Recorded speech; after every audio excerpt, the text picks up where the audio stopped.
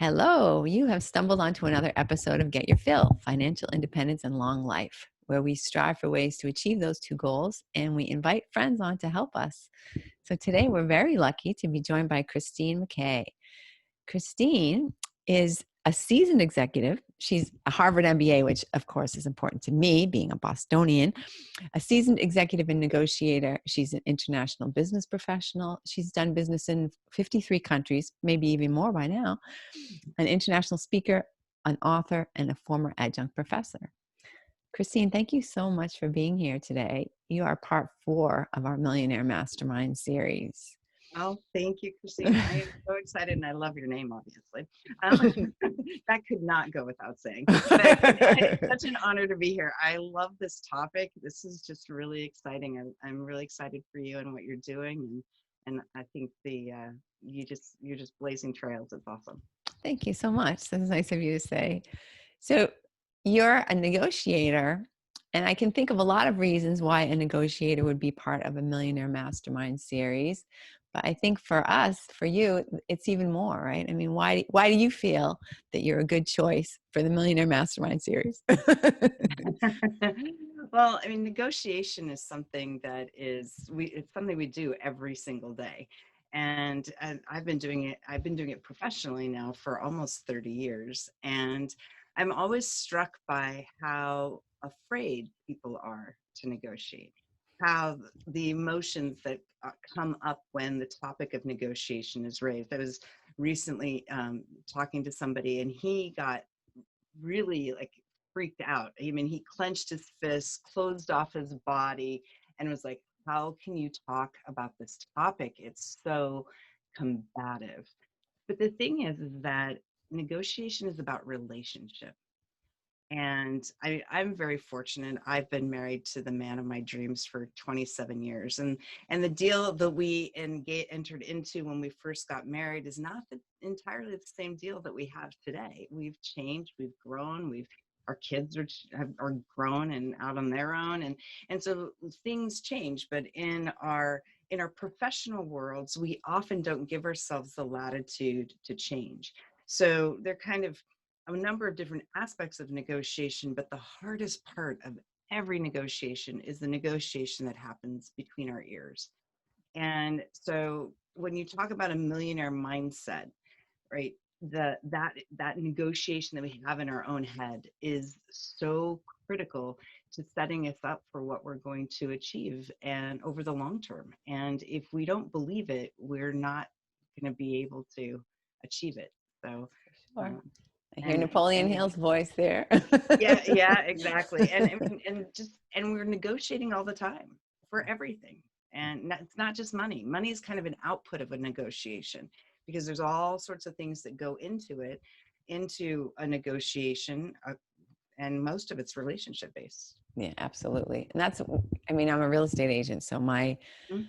life, right, or any success that I'm going to achieve is basically going to involve some kind of negotiation. Exactly. And it's often has nothing to do with money. Of course, real estate is such an emotional thing for most people that it's so often about, oh, does this person really want to buy my house? And they're acting weird. And is it, it's just the fear and the insecurity and all that kind of drama, right, Mhm. that comes up. And is that similar to a lot of negotiations, right? It's common. It's common in all negotiation. I mean, people are the thing is we've been negotiating since we were 7 years old, and we were really good at it from the age of 7 to 13, and then things started to change. And what has happened for most of us is that we haven't had the benefit of education in negotiation. So we default to doing it the exact same way that we did when we were 7. And we haven't actually matured or allowed ourselves to move beyond that in many, many cases. And we don't have somebody who's showing us how to move beyond that.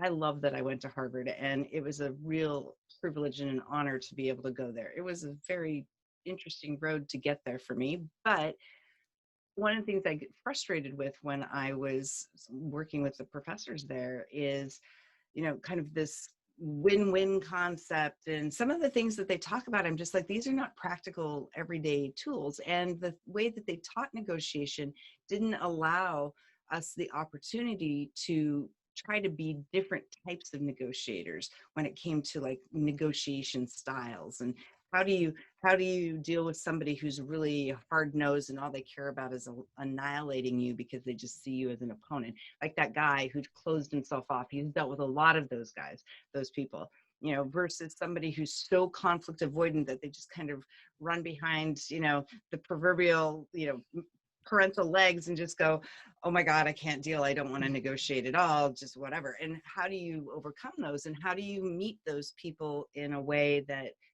allows you to create goodwill? And that's not something Harvard taught when I was there. And I don't think that they teach it still.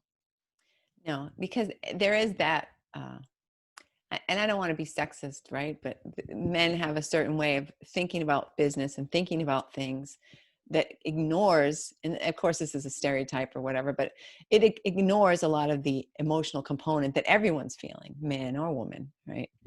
Well, it's interesting because there's a lot of research on, and there's kind of starting to be a bit of a shift in the language that's being used amongst negotiation professionals between men as negotiators and men and women as negotiators versus testosterone-driven negotiation versus estrogen-driven negotiation.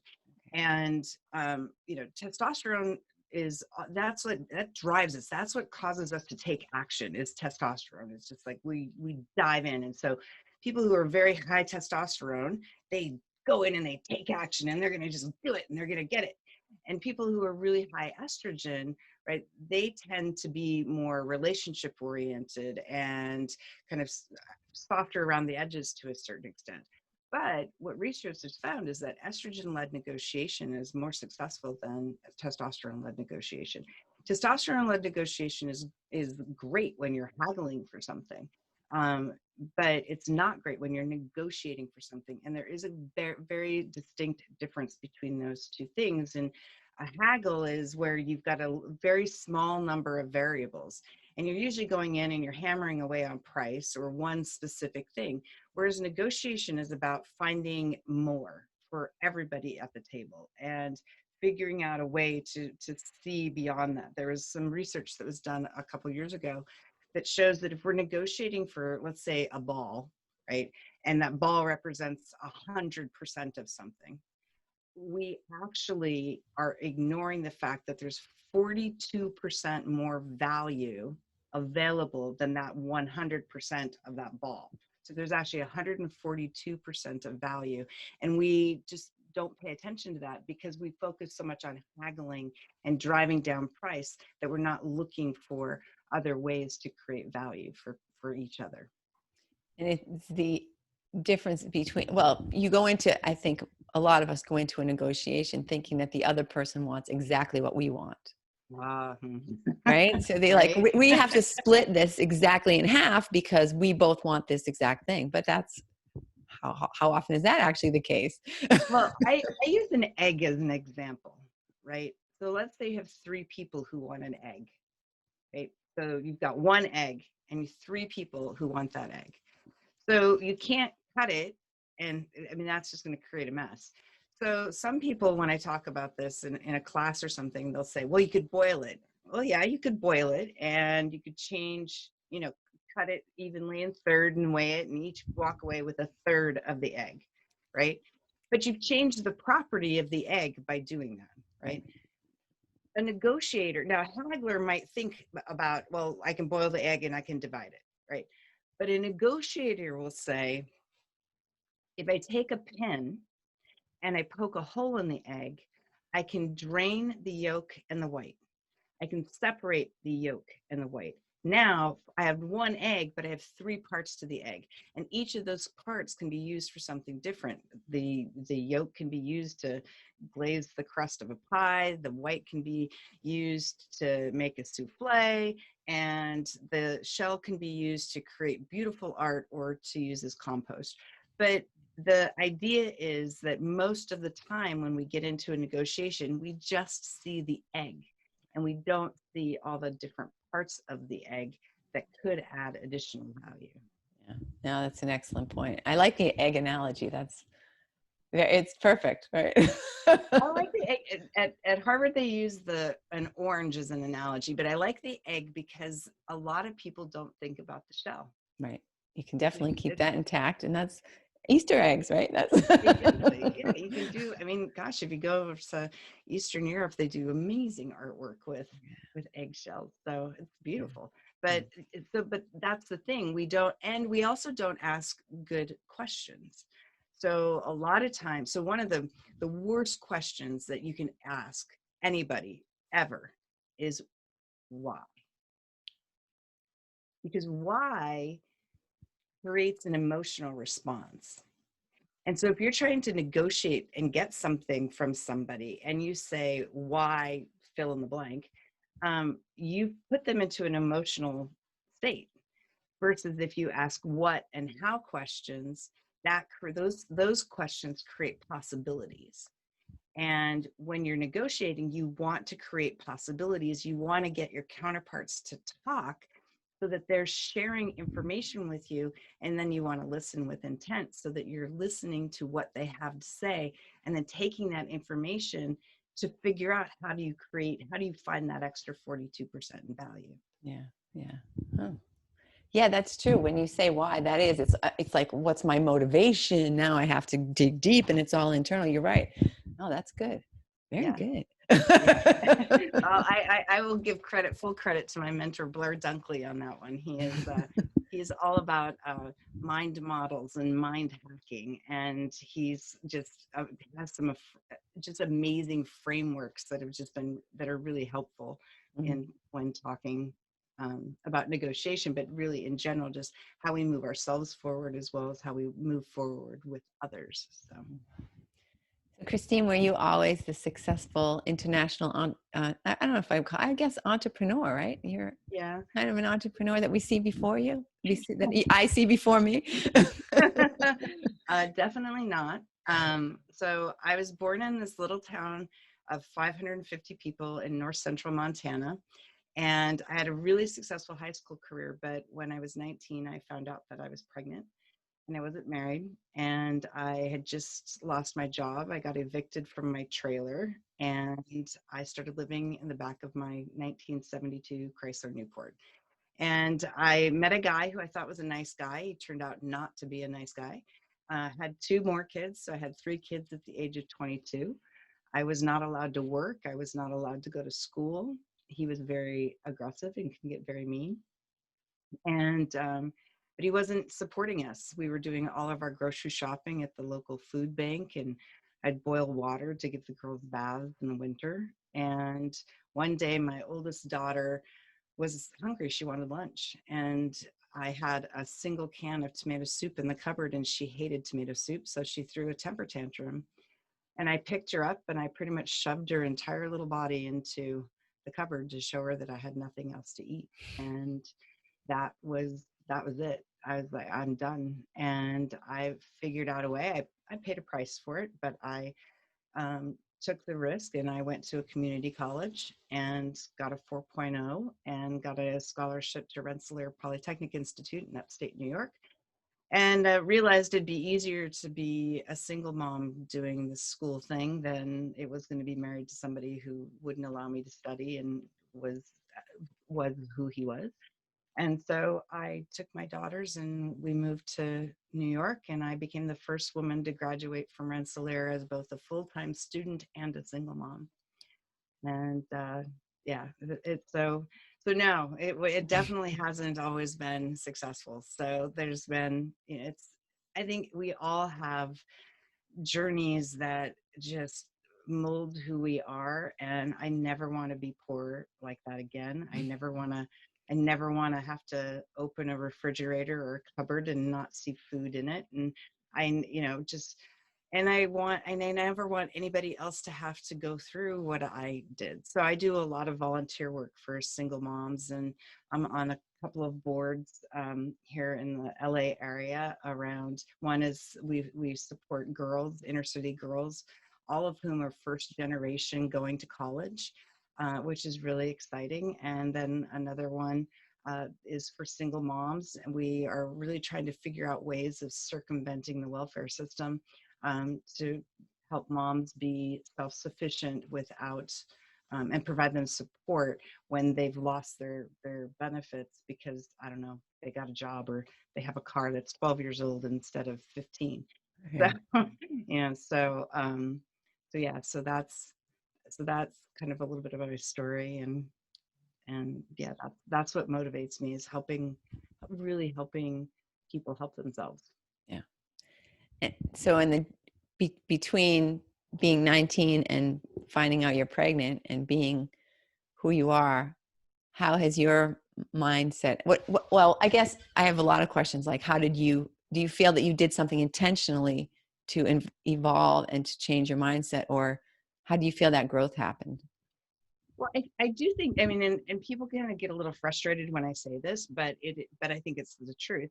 One, I was young and stupid, and I just didn't know any better. I didn't know what was not possible. I hadn't hit that point in life where I'd had enough experience to kind of convince myself I couldn't do something. So part of it was just not having that framework. So that was a benefit to being to being young and dumb. You But can call it one of the innocent. Okay, I'll let you do that. I'll do that. But one of the things that I did that was intentional is I surrounded myself. I found people who believed in me more than I believed in myself. People who had faith in me, who pushed me. I had a professor when I was at Berkshire Community College in Pittsfield, and he was my ethics professor, Dr. Eric Gauger. And we had an assignment. It was our final assignment. And we had to bring in, this was telling you how many years ago it was, but we had to bring in all of our work from the semester, and we had to present it to him in a 3-ring binder. But I didn't have a 3-ring, I couldn't afford one. And so I came in and I had all my papers and I handed them, and he gave me an F. And he's like, I will give you one chance to fix this. He's like, this is all amazing work, and if you'd done with the assignment properly, you would have an A on this. I was like, I can't afford to get a 3-ring binder. And he goes, but I guess your grade's not that important to you. And I was like a mess. And so I went and I dug through the garbage cans, and I found soda cans so that I could exchange them to go buy a damn 3-ring binder. But he knew that he pushed me to dig deeper. He pushed me to go where I would not have gone on my own. Like, I never thought I would be rooting around in a damn garbage can trying to find soda cans to buy a 3-ring binder for school, but he did. And I will forever and always be grateful to him that he pushed me to do that. That it certainly, that was not comfortable, and but I did it, and I got an A. And if I hadn't gotten that A, I wouldn't have gotten a full scholarship to Rensselaer. So Yeah. it's like it's sometimes when we're growing, where it's uncomfortable, and it's embarrassing. There are parts about growth that just are embarrassing, and sometimes humiliating, because you're trying something new and doing something new, and it's when others see us, they we get so focused on what they see. And I think because I was young and I surrounded myself with people who believed in me, I didn't pay attention to that so much. It wasn't until I was at Harvard, actually, that I started paying more attention to what other people kind of thought, or what I thought they thought of me. Um, and An part of that was, unfortunate gift. yeah, well, I mean, my ex-husband sued me for custody of my kids when I was at Harvard. And so I kind of thought some line had been drawn in the sand, and that I couldn't be, like, if I got too successful, then I'd lose my kids. And so that created this whole messed up dichotomy in my head. And that was hard to overcome. And it actually took me quite a long time to overcome that. I mean, I did amazing things in spite of it. But if I had overcome that sooner, the things that I am doing today, I would have done earlier. But it wasn't my time. It wasn't my time. So I mean, for your listeners, it's really, I mean, you want to surround yourself with people who believe in you, but who will challenge you, who won't give you a free ride and won't give you a free pass, who are going to call you out on your garbage and push you, and who are where you want to be. I mean, that's huge. I mean, right now, my the people I surround myself with today are so different than they were even 2 years ago, because I have clarity about where I'm trying to go, and I surround myself with people who are where I am trying to go. Right. And that's a game changer in terms of how you think about your world, because the things that you think were, for me, the things that I thought were impossible when I was living in the back of my car, then quit being impossible when I saw other people doing them. Right. It's like, oh yeah, well, if they can do it, why can't I do it? Right. Kind of thing. Yeah. And that to me is probably the biggest thing with respect to mindset. And that requires clarity, to be able to clarity of purpose and goals in terms of what you want out of your life. Yeah, absolutely. Did you think even as a kid, did you always have goals? Did you always have some kind of a vision or a dream? I mean, when I was a little kid, I would sit in study hall and pretend I was a CEO.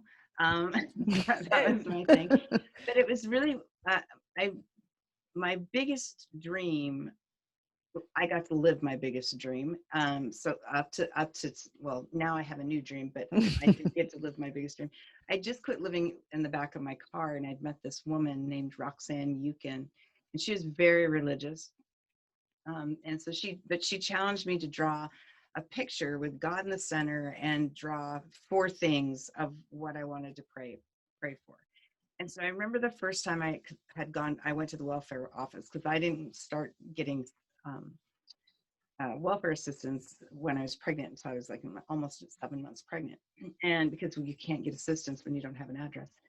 So kind of a problem. Um, so I went to the welfare office, and they asked me, what are you going to do? And I said, oh, I'm going to go to Harvard. And they laughed at me. And it took me 10 years, but I went. And Harvard Business School has a tradition that if you have kids, they get to cross in front of you in stage. They get to walk across stage in front of you, and they get little caps or little teddy bears that say Oh. HBS on it. So all 3 of my daughters and my oldest daughter graduated from the 8th grade that same year that I graduated from Harvard. So all 3 of my daughters, they were in 8th, 7th, and 6th grades, walked across stage in front of me and got these little teddy bears, Oh, wow. and I got my MBA. Wow. And that today is the proudest day of my life. That's amazing. That was a goal. that was a goal. How have I'm thinking about your children, and obviously they've made this journey with you. Mm-hmm. How have they been impacted? How have you empowered them to come along with you and to be ready to have this new life? Well, I will say this: I would never have been able to do this, to have lived the life that I've lived without my children. My oldest daughter sacrificed a lot of her childhood. She did, and it makes me really emotional thinking about it. But but she's amazing, and they're 3 incredibly different women. My oldest is a nanny. She loves kids, and she was always taking care of her sisters. And my middle one lives in Guatemala, and she's she's doing her thing, and met a guy, fell in love, and she's really into art and writing. And then my youngest she's a hard charging businesswoman, and she's in sales. And it's 2022, and what is she doing? She's at 230% of her quota for the year. So I mean, it's like, okay.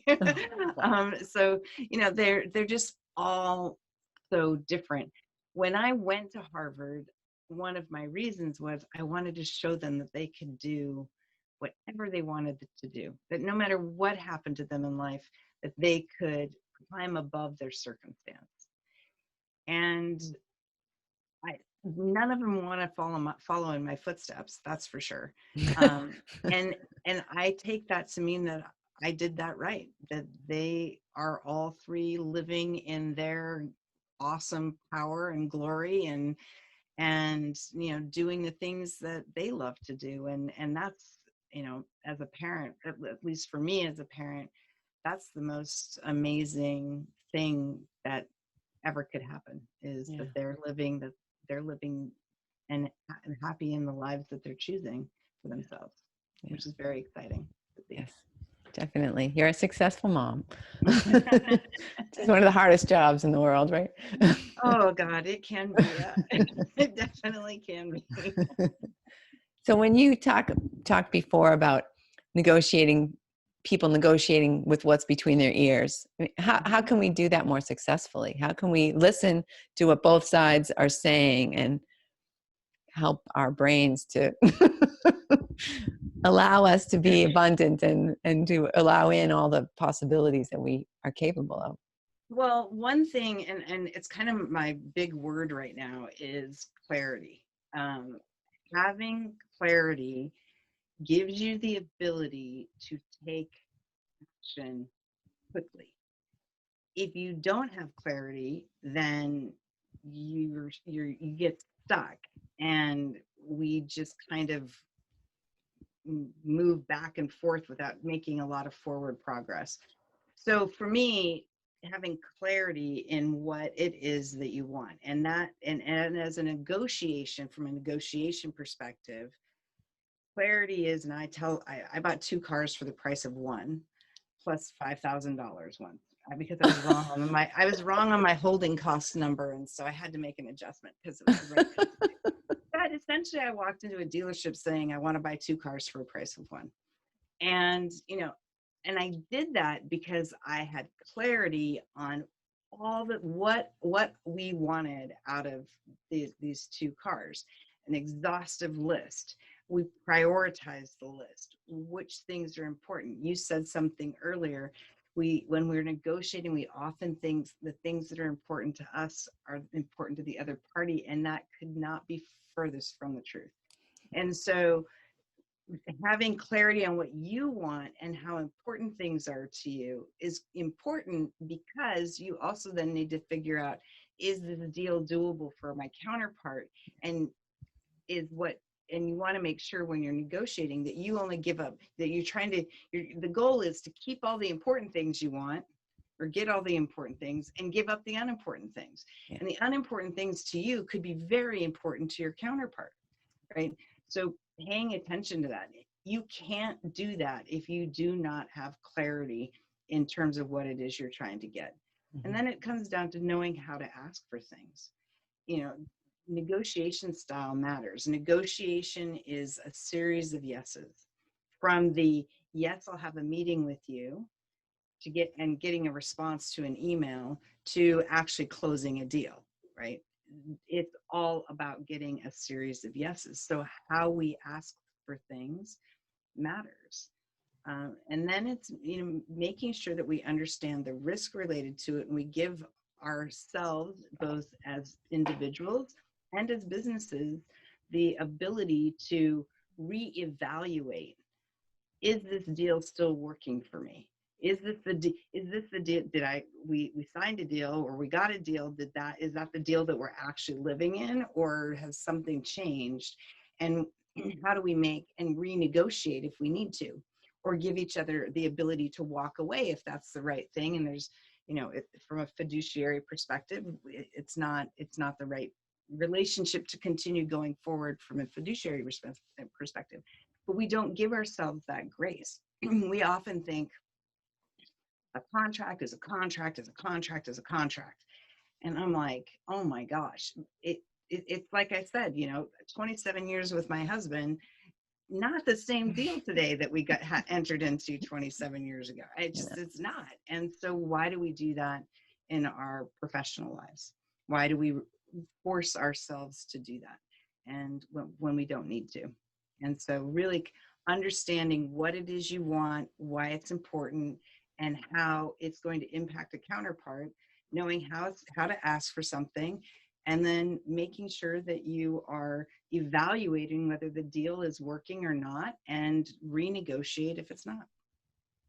And when you talk about your relationship with your husband, I think as we evolve, right, as we are on this journey and we're working toward bigger and bigger things, and more exciting goals or more fulfilling, whatever it is, and just evolve the person who we need to become in order to Mhm, achieve those goals, that has an impact on the people around us. You were saying that your people are not the same people as they were 2 years ago. mhm.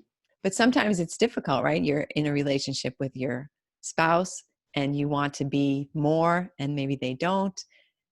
I'm asking about this from a negotiating perspective, a way that do you feel that this enters into that, where you're sort of negotiating your ability to continue to evolve with this person, even knowing that it may not, you may not ultimately be able to evolve in the same direction, and you might, I don't know.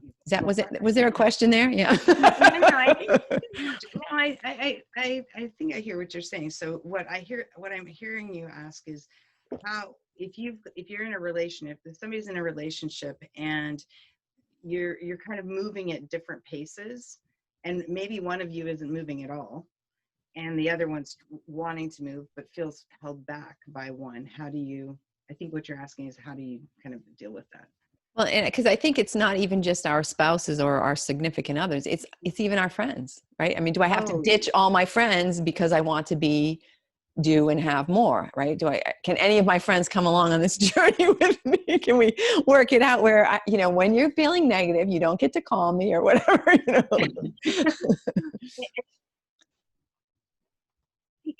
it's interesting because different people have different philosophies on this. I have had so I have somebody in my network who she's like survey the balcony and move people who are negative deeper into the balcony kind of thing, and kind of move them, whether they're your partner, your family, your parents, whatever, friends, whatever. Um, for me, it's more organic. I just surround what happens, what's happened, because I just have gone through, I'm like, 2020 has been a big shifting year for me. A lot of really awesome things have actually happened for me this year. And my life has really changed this year. I'm living like the best part of my life so far right now. So friends that I had a couple years ago don't fit into this new Christine, because they're constantly in that negative state, the why me, the woe is me, the this and that and the other thing. Now COVID helped, created an opportunity where it automatically created separation. But even then, a lot of us would still text and all that, but even that calmed down. The busier I am, and the more people I surround myself with, who, like I said earlier, who are where I'm trying to go, or who lift me up, who celebrate me, who encourage me, right? The more of those people I surround myself with, the less those other people want to be around me, Yeah. Yeah. because they don't want to see the great things that I'm doing, as because it reminds them of what they're not doing in some cases. Yeah. And so they just kind of, I don't feel the need to, using a doctor's term, I don't feel the need to excoriate a group of people from my life. For me, what I see is it just happens gradually over time. And you know, and then with respect to, my daughters actually get frustrated because I love to talk about what I do and what I'm building. And my youngest, like, yeah, I'm kind of glad I just got a hydro rowing machine, and she's like, I'm glad you're talking about something other than your business. She's like, it's getting old, Mom. But it's like, I've just, by packing my world with more people who are supportive and who have good energy and who are, pushing me and pulling me. They're pushing me from behind because they're right behind me going, yeah, you go, Christine. Or they're in front of me pulling me and go, come on, Christine, let's go. The more of those people I have, these people just automatically start separating themselves from my life. Yeah. Yeah, I That's talked how to I've worked. it's nice when it works that way. I can think of some people who I'm going to have to excoriate from my life that they just don't seem to, but we'll see, right? I Yeah. made a decision that there were a couple people that weren't going to make it into 2021. I just can't go there with you. I did that with my ex-husband. So, I mean, they're definitely, depending on and I did that to a certain extent with my mom. I was like, I can't talk to her like I used to.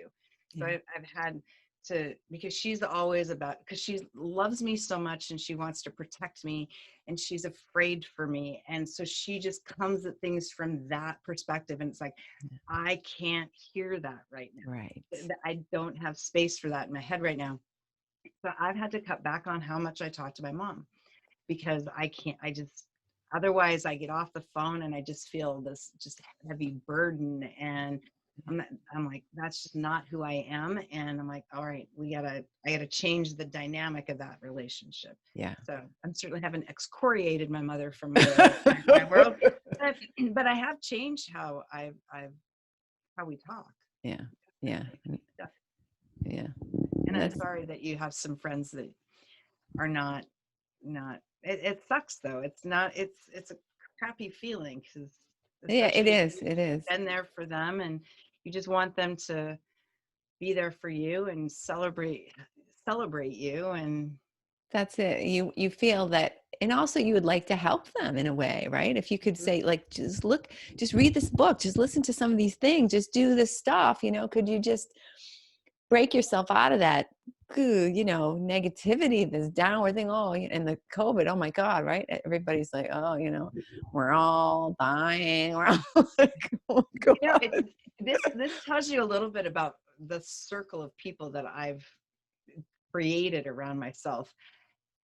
Pretty much every single person in my circle is having an amazing banner year, Yeah. highest revenues, greatest successes, books, movies. I have a couple of people in my network who released movies, podcasts. I mean, TV shows, radio shows. I mean, it's just like almost everybody in my circle is flourishing right Yeah. now. And that makes me really excited because I figure if you can flourish now, then hell, when Yep. this thing starts to even out, and man, this Yeah. is going to be a population of people who are Explosive. doing some pretty remarkable things. So Yeah. Yeah. yeah, Definitely. absolutely. So Definitely. Do you feel like negotiating comes naturally to you? no, actually. And it's interesting. I mean, there's a guy named Chris Voss who's a retired FBI negotiator who has a book out called Never Split the Difference. And I know somebody who knows him and you know, he thinks he's a great negotiator most of the time, according to this person. And it's like nobody's a great negotiator all the time. Yeah. Because we're all emotional and negotiation is inherently emotional. And that's something Chris says, and I love that, and I love his book for that because he acknowledges that negotiation is very emotional. Um, I think negotiation is something that's natural for all human beings. I think that over time we hear the word no, and then we react differently to being told that we can't have things or can't do things, and so we adjust accordingly. There are times when I am negotiating on behalf of somebody else, I am an amazing negotiator. When I am really invested in the outcome for myself, not such a great negotiator. It's like you're not going to ever be 100% amazing at it 100% of the time. And I am a constant student. I'm in like 4 different negotiation classes right now, like that we're doing online and all over the world. I take different negotiation classes throughout the world so that I can figure out how other cultures are teaching negotiation and all that stuff. And so I'm a constant student of it because I love it. I love the psychology of it. I love the analysis component of it. And I love contracts because they're storytelling. That's a story document for me. And contracts are like, my attorney friends laugh at me. They are the hope of a future mutual relationship, that there will be benefit of a future relationship in a future relationship. And that's what a contract is all about. To me, it's this document of hope. That's why my attorney friends laugh. They're like, a document of hope, Christine, Hopefully. really? It's not much where we see it. They do think it's absolutely hilarious. But yeah, I mean, I think we are all natural negotiators. I think it's what sets us apart in the animal kingdom. I think that some of us recognize or find value in doing it in different ways, and some of us allow ourselves to be better at it than others. And circumstance, and experience, and kind of our successes or not at a negotiation kind of influence. And there is, I mean, you mentioned earlier around women and men. I mean, there are definitely some differences in terms of how we approach negotiations, like in job negotiations. Women won't look at it. We opt out of jobs that are not, that we don't look at and go, that, yes, I can absolutely do that. Whereas men are much better at extrapolating to say, oh, well, I did something sort of maybe like that. Yeah, I could do that. Right. And that's kind of, and we're also taught as women to be, and this is true for minorities too, to be grateful for the scraps that were given off the table. And so it makes it harder for us to give ourselves permission to ask for more of what we want in life, because we're taught gratitude, but in a non-beneficial way. We're supposed to be grateful, right? But and that's You're kind of grateful you even have a job.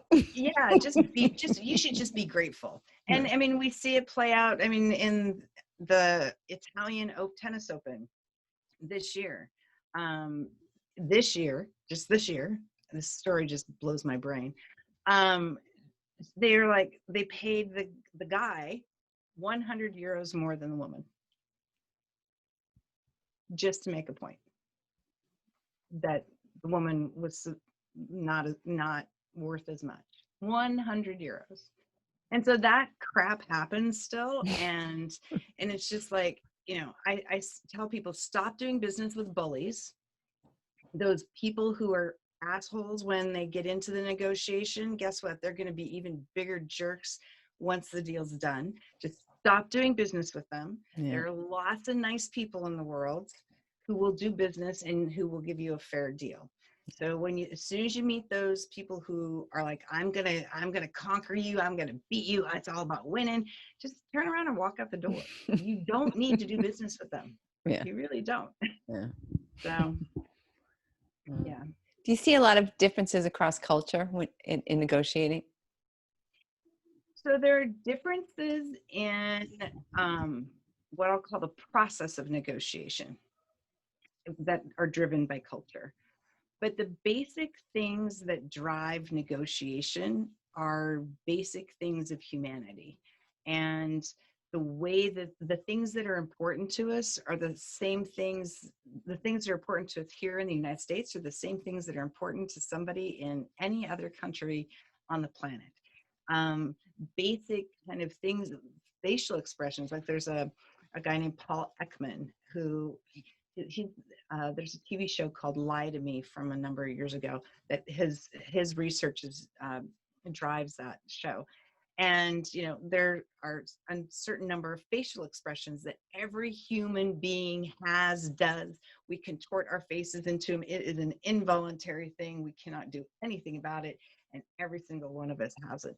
And so what my experience is in negotiating with different cultures is that the process is different. How contracted it is, how formal it is, how friendly it is, where people sit at a table, how they, do play power or how they don't play power. Their levels of collaboration are different. Those things are different. But at the end of the day, if you're looking at negotiation as a basic human communication, then it's pretty much the same everywhere. Yeah. Interesting. Yeah. So, but there are definite process differences. And when you're negotiating internationally or cross-culturally, because how you negotiate in Louisiana is very different than how you negotiate in Boston or LA.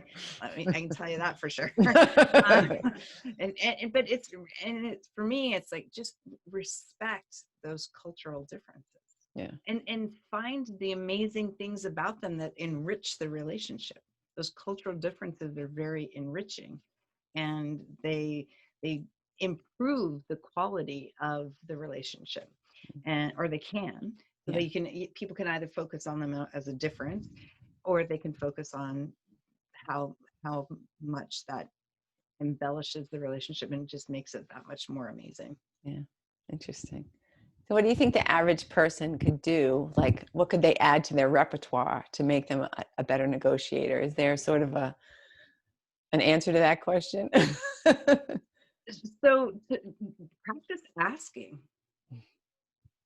I have a new book that I'm about to release called Why Not Ask? You know, and that's the thing, is you'll never get what you don't ask for. So you don't have whatever it is anyway right now.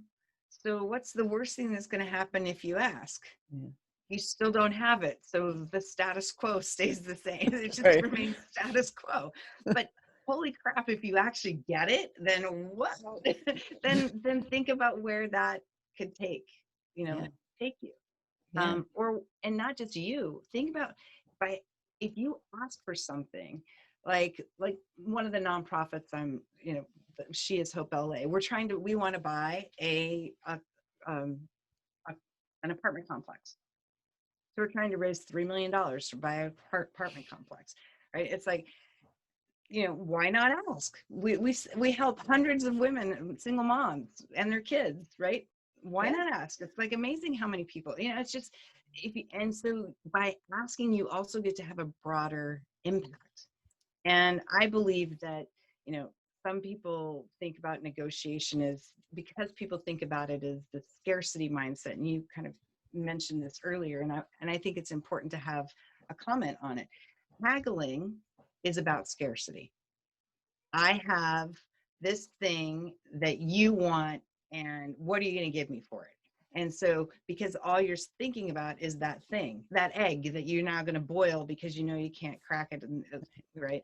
So, versus an abundance mindset and negotiating from a position of abundance, there is more than enough for all of us to have. And when you're asking for more, thinking about what's the amazing impact that you can have if you're getting more. And it's, so for me, that it's a lot about the impact that you can have. Yeah. And it's exciting to see when you have impact on the people and institutions and culture and all of that. That's some amazing thing. It's just an amazing thing. What was your most challenging negotiation? Do you have one that sort of sticks out in your mind? Actually, I just came out of it. Wow. Yeah, no, I did. It's actually one of the more frustrating negotiations.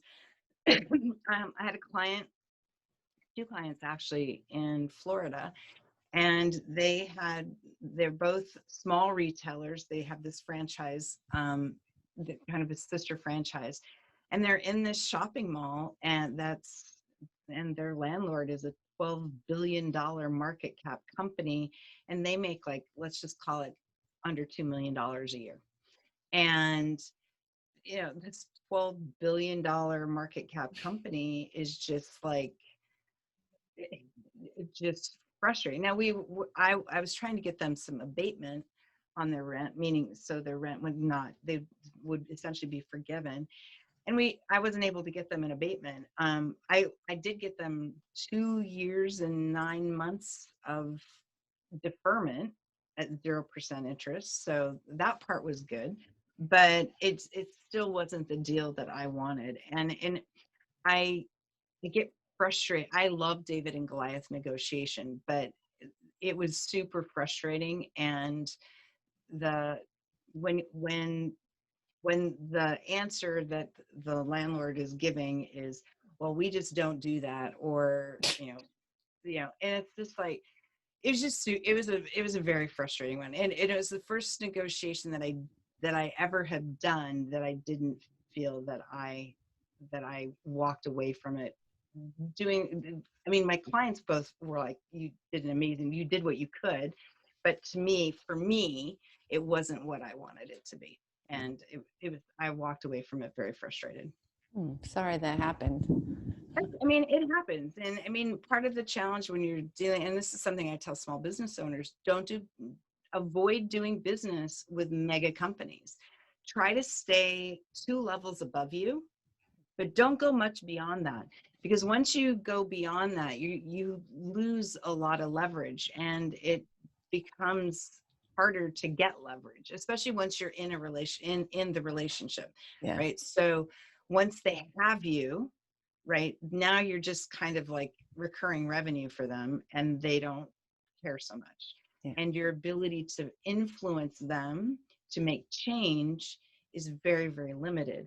So when you're a smaller company and you do business like 2 levels above, then you've got somebody who's hungrier, who is going to want to grow with you, who's going to want to help you. And on the flip side, I had another real estate client. We got almost 6 months of abated rent. Yeah, Right. because that person wants to keep your client, right? I mean, Exactly. they don't want them to just walk off the planet and leave Exactly. them sitting there. Yeah. Versus the big guy, he's like, I don't really care. Yeah. Yeah. He's like, yeah, I don't care. So it's like, Yeah. and that was super frustrating. That was Yeah. super frustrating. Yeah. Well, all right. So what do you think for resources? We're getting to the end of our time together. So for people who want to learn more about negotiating and developing their millionaire mindset, what would you suggest for like anything, books, podcasts, Oh gosh, lectures? I have a list of them. So one of my favorite authors, and pretty much every book he's ever written has a negotiation element to it, is Malcolm Gladwell. Okay. And his latest book from last year, called Talking to Strangers, is just really very, very powerful. And I'm all about, like, I love all the motivational stuff, Napoleon Hill, and I love Brian Tracy's stuff, and I have a long list. And then there's some great negotiation books, and Getting to Yes, which is kind of a classic in the negotiation space, and Never Split the Difference, which is Chris Voss's book, which is on top of the bestseller list right now, is an amazing book. But I have like massive amounts of books and things that I recommend. But be a student of you. I study a lot of psychology. I really try to figure out how people think and how I think, and how that works for some people and doesn't work for others. And so for me, negotiation is as much about being a student of myself as it is about being a student of others. And so I love, like, Stoicism. Ryan Holiday is another author that I read a lot, that I really, really enjoy his stuff. And so that's kind of, those are the things. And I find, and my favorite book on the planet for multicultural negotiation is Stephen Ambrose's Undaunted Courage, which is the story of Lewis and Clark expedition. And they negotiated with 24 native tribes as they went across the North American continent. And I find that book to be very interesting from a negotiation perspective. So I look for negotiation stories in everything. Like, in songs, like what is 3 Hour Drive, which is Alicia Keys' song. I'm going to be using a portion of that to talk about how silence, how quiet, is a very powerful tool in negotiation. And so just think that you can see it everywhere. But yeah, Getting to Yes, Never Split the Difference, Ryan Holiday's Stillness is the Key, anything Malcolm Gladwell writes is amazing. So Excellent. Thank you very much. Christine, thank you so much for being with us today. And listeners, thank you for listening. Everything that we talked about today, there'll be links on the website, which is getyourfillpodcast.com. And I guess that's it. Is there anything I should have asked you that I failed to ask? Anything you wish I would have touched on? No, is it okay if I kind of give the Oh, I'm audience? sorry. Please, Oh, please oh, tell people oh, how they can reach you. um, so if you are interested in learning what your default negotiation style is, you can go to our website at vennegotiation.com and you can take a quiz to learn what your negotiation style is. Fun. And it's a really powerful, you'll learn your communication attribute, like how do you like to be communicated to, which will also tell you if you're communicating with somebody who's the opposite of you, what you want to think about doing differently to get to those series of yeses. And we'll also send you the 7 keys to successful negotiation. I'm going to do that right now. As soon as we end this call, I'm going to go ahead and take the test. Awesome. Fun. Awesome. Well, it has been wonderful. I really enjoyed talking with you. Likewise. Thank you, Christine. I appreciate it. It's been a pleasure to be your guest here today. It's been fun. Thank you. I'm going to just